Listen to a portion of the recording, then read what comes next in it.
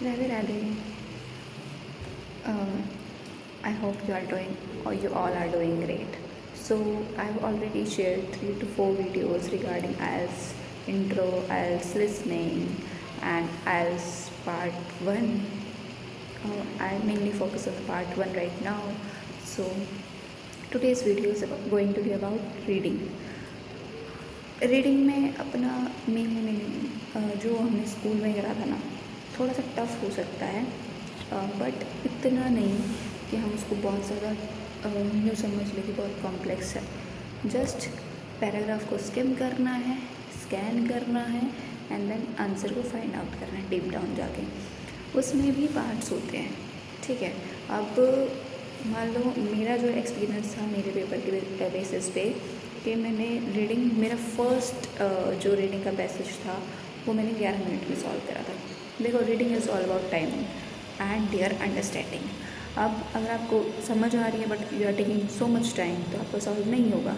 And apart from that, अगर आप time कम ले रहे हो पर आंसर गलत कर रहे हो तो उससे भी आप कुछ नहीं कर पाओगे, दैट्स इट। तो दोनों चीज़ें लेके चलनी है। मैंने अपनी प्रैक्टिस के टाइम पे क्या किया था, टाइमर सेट करा कर। देखो, बेसिकली स्टार्टिंग में ये चीज़ें नहीं कर सकते आप। स्टार्टिंग में टाइमर लगाओ और फिर सॉल्व करो।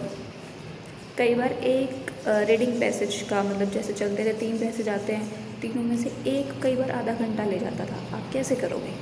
तो अपने आप को डीमोरलाइज नहीं करना है। जॉब नहीं चल रही है, ठीक है, कि कितना ही हार्ड वर्क कर लो, वो नहीं करोगे। अपने आप को देना है, देखो, अपने आप को जवाब देना है। अपने आप को जवाब कैसे दोगे? अभी आप टाइम सेट मत करो। अगर आप स्टार्टिंग कर रहे हो ना, तो देखो अपना बेसिकली उसको समझो पहले चीज़ कैसे होती है।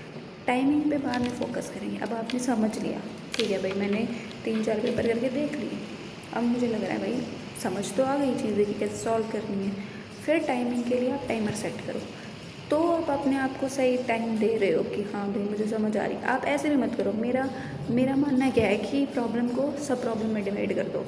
मेरे पास रीडिंग के 3 पैसेज है, तीनों पैसेज को फर्स्ट को मतलब तीनों को डिवाइड कर दो। एक पैसेज उठाया, उसको समझो। फर्स्ट पार्ट हमेशा ही ईजी होता है as compare to the rest 2 parts, ठीक है। तो फर्स्ट पार्ट को उठाया, फर्स्ट पार्ट को उठा के पहले उसको सॉल्व करा। उसके लिए 20 मिनट का टाइम सेट करा, क्योंकि 60 मिनट की रीडिंग होती है। 60 मिनट की रीडिंग के लिए आप 20 मिनट का टाइमर लगाओ अपने फ़ोन में। 20 मिनट के लिए उसको यूज़ करो और अपना करो। जितना हो रहा उतना तो करो, फिर नेक्स्ट के लिए ऐसे करो। फिर आप उसको उस सेक्शंस में डिवाइड करो। And my personal opinion is that कि आप अपनी रीडिंग, अगर आप ऑफलाइन दे रहे हो अपना एग्ज़ाम, तो प्लीज़ मेक श्योर कि आप अपनी प्रैक्टिस पेपर पे करें, ठीक है, शीट्स पे करें। गलती ना करें कि आप ले रहे हो अपना, फॉर एन एग्ज़ाम्पल, आप लैपटॉप में सॉल्व कर रहे हो, पेपर आप दे रहे हो ऑफलाइन। आपको उस चीज़ के हैबिचुअल कैसे हो गए? उस चीज़ का हैबिट तो डालनी है ना। तो उस चीज़ की हैबिट डालने के लिए आपको मस्ट आपकी श्योरिटी होनी चाहिए कि आप अपने प्रिंट आउट्स निकालो। प्रिंट आउट निकाला है, जहाँ पे वर्किंग हो वहाँ से निकाल लो, आस पड़ोस की शॉप से निकलवा लो, दैट्स इट। इकट्ठे निकलवाते तो थोड़े पड़ते हैं, मतलब कम प्राइस के होता है, ठीक है। और वन मोर थिंग, अब जो सब जानते हैं कि हमारी हैबिट होती है फ़ोन चलाने की। हम सॉल्व करेंगे रीडिंग, फ़ोन की रील्स में पहुँच के, कहीं और पहुँच के, ठीक है। उस चीज़ से बचने के लिए मैंने एक ऐप डाउनलोड करा था, लॉक माई फ़ोन डाउनलोड करके मेरा क्या हुआ था, देखो, मेरा फ़ोन जितना मैं उसमें टाइम सेट कर रही थी उतने घंटे तक नहीं चलता था, ठीक है। अब मैं रीडिंग कर रही हूँ, फॉर एन एग्ज़ाम्पल, मेरा पर्सनल जो एक्सपीरियंस है, मैंने जो किया मैं वो बता रही हूँ मैं। बाकी आपकी अपनी सोच है, आप जैसे चाहो वैसे कर सकते हो। मैंने क्या करा था, टाइमर सेट करा। मानो मैं एक रीडिंग कर रही हूँ 60 मिनट की कर रही हूँ, 60 मिनट को फ़ोन में टाइमर कर दिया। मेरे को टाइमिंग का भी पता चलता रह रहा है और मेरा फ़ोन भी रुक गया, मैं कहीं इधर उधर नहीं जाऊँ, ठीक है। And if you are taking coaching from anywhere, please make sure कि आप वहाँ से पढ़ के आने के बाद अपना पढ़ें, आप खुद से पेपर सॉल्व करें, क्योंकि कोचिंग पे आपको उतना इनफ टाइम नहीं मिल पाता है जितना आपको चाहिए एक पेपर को प्रिपेयर करने के लिए। और इतनी थोड़ी फीस नहीं है। एक आज की मार्केट में बता रही हूँ कि आज की मार्केट में जितनी उस पेपर की फ़ीस है उतना एक बंदा सैलरी ले रहा होता है, उसका पूरा परिवार चल रहा होता है। तो प्लीज़ बी मैं क्या बोलूँ, प्लीज़ बी श्योर, प्लीज़ इतना कॉन्फिडेंट होके, इतना प्रिपेयर करके जाना कि आपको आपके पैसों का लॉस ना हो। ठीक है, ये मेरा माइंडसेट था। मैं नहीं कर सकती थी, मैं भाई मेरे लिए नहीं था कि मैं 15, जब मेरा दिया था 15 साढ़े 15,000 रुपये फीस थी, मैं नहीं कर सकती थी। तो मैं वर्किंग नहीं थी, मुझे तो एक्चुअल में इतना I can't explain in words, but अपना इतना वेल प्रिपेयर करके जाओ। आप कोचिंग के भी पैसे दे रहे हो, आप पेपर के भी पैसे दे रहे हो, आपके दोनों खराब जाएंगे। ठीक है, फिर नेक्स्ट एक लोगे, फिर और मैं नहीं कह रही कि नहीं होगा, हो सकता है भाई, होना चाहिए आप अगर हार्ड वर्क कर रहे हो तो।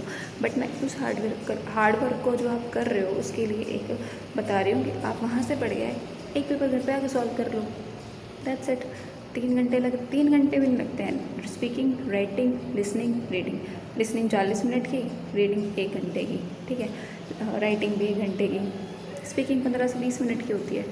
हर एक मॉड्यूल को डेली प्रिपेयर नहीं कर सकते हो तो उठा लो, एक दिन में 2 कर लिया, अगले दिन 2 कर लिया, दैट्स इट। रीडिंग, भाई मेरे रीडिंग में 7 बैंक्स आए थे। ठीक है, मेरे लिए मैंने एक्चुअल पर बहुत बार एक्सप्लेन कर दिया, मेरे लिए राइटिंग टफ थी, रीडिंग लिसनिंग मुझे टफ नहीं लगती थी, स्पीकिंग भी नहीं लगती थी। तो अब बस this video is all about कि रीडिंग के लिए कैसे प्रिपेयर करना है। इसमें स्पेसिफिक थिंग मैं आपको मेंशन करूँगी। मैं आपको बोलना चाह रही हूँ कि आप point two point, part two part उठाइए। मैंने आईएलटीएस कैम्ब्रिज बुक का 15th बुक नंबर उठाई है, जिसमें मैं पार्ट 1 ऑफ लिसनिंग, अभी पार्ट 1, पार्ट 2, पार्ट 3, पार्ट 4, मतलब पार्ट में जो डिवाइड है, सब पार्ट्स वाली बात नहीं कर रही हूँ। पार्ट 1 की लिसनिंग उठाई, उसमें पार्ट 1 उठाया, तो मैंने वो जो 10 क्वेश्चन होते हैं पहले वो कराए, फिर अगले लिसनिंग 2 है उसका पार्ट 1 उठाया, तो मैंने ऐसे कर रखा है। आपके लिए सच में बहुत ईजी पड़ जाएगा अगर आप उसको सॉल्व करेंगे। ऐसे ही रीडिंग चलेगा। तो I humbly saying this to you कि आप उसको गो थ्रू करें, it will help you for sure. Radhe Radhe.